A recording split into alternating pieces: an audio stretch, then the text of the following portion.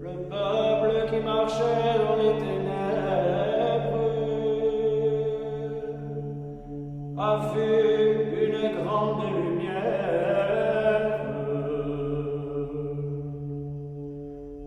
Sur ceux qui habitent la région de l'ombre de mort,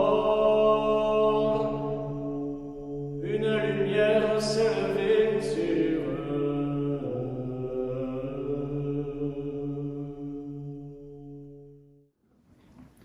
Au nom du Père et du Fils et du Saint-Esprit, nous avons entendu ce matin ce beau passage de l'Évangile, de cette femme, de cette pécheresse, qui vient témoigner de son amour et de son désir, d'un autre amour que celui qu'elle cherchait jusqu'à maintenant. À travers ces personnages, évidemment, chacun peut se reconnaître, pas forcément sous tel ou tel trait, mais homme ou femme, la vie nous rappelle combien, et quotidiennement, pourrait-on dire, combien nous sommes fragiles, combien nous sommes pécheurs, et combien le Christ, à l'exemple de ce passage de l'Évangile, peut nous dire à chaque instant « Va, tes péchés te sont remis », à condition, évidemment, que nous comprenions comment boire à ce rocher spirituel que nous avons entendu évoquer dans la première épître aux Corinthiens ce matin. Nous allons continuer notre méditation sur la souffrance, ou le refus de la souffrance et de ses conséquences, ou de l'acceptation de la souffrance et de ses bienfaits. Ce matin, nous allons voir, il n'y a pas que du mal dans le mal, le côté positif des contrariétés. Il faut bien aussi admettre que les contrariétés, pour pénibles qu'elles soient, n'ont pas que des inconvénients. Elles ont même souvent beaucoup d'avantages.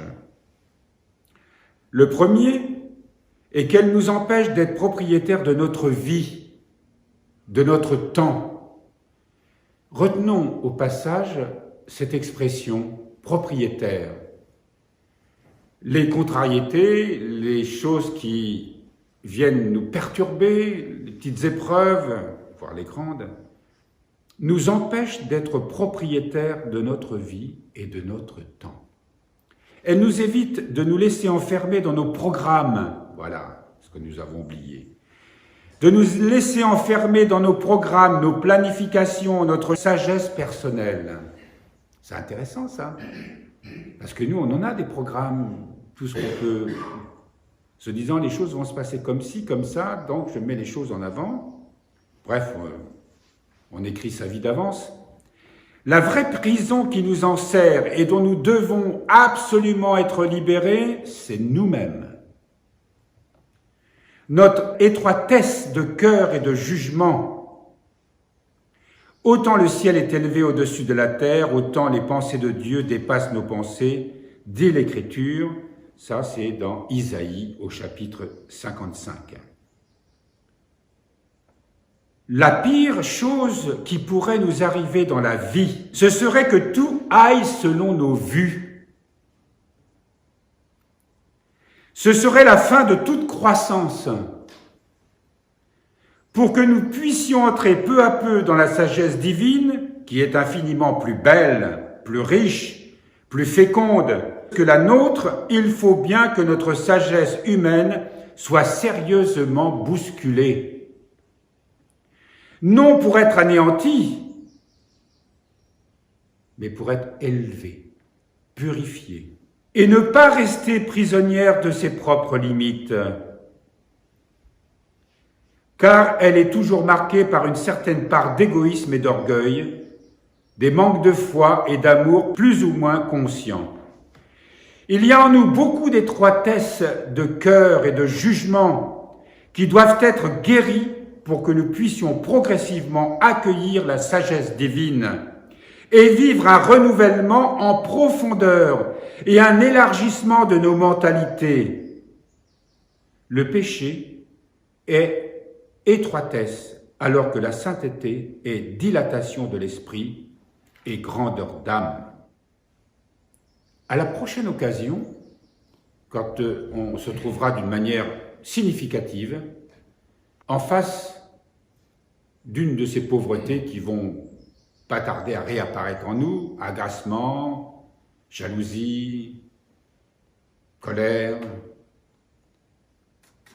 tristesse, c'est de saisir cette occasion, et je dis ça, mais ça peut être d'autres événements évidemment, saisir cette occasion pour dire « Seigneur, je veux faire ta sainte volonté ». Et de se dire que j'accepte, j'accueille, même si c'est difficile, j'accueille. Donne-moi ta grâce, ô mon Dieu. Donne-moi ton amour. Donne-moi ta miséricorde. Et dans cet acte de foi, dans cette prière qui enracine l'acte de foi, de se mettre à l'écoute de l'Esprit en nous. Et de sentir comment le Seigneur veut qu'on collabore à sa grâce en cet instant.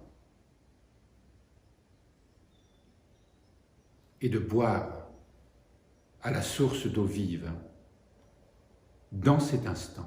Parce que c'est dans cet instant que ce rocher spirituel où jaillit une source d'eau vive se révèle à nous. Et on appellera son nom admirable, conseiller, Dieu fort,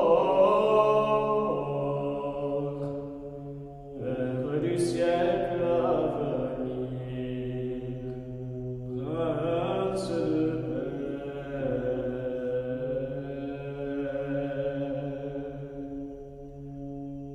Toi-même, Seigneur, fais-nous miséricorde.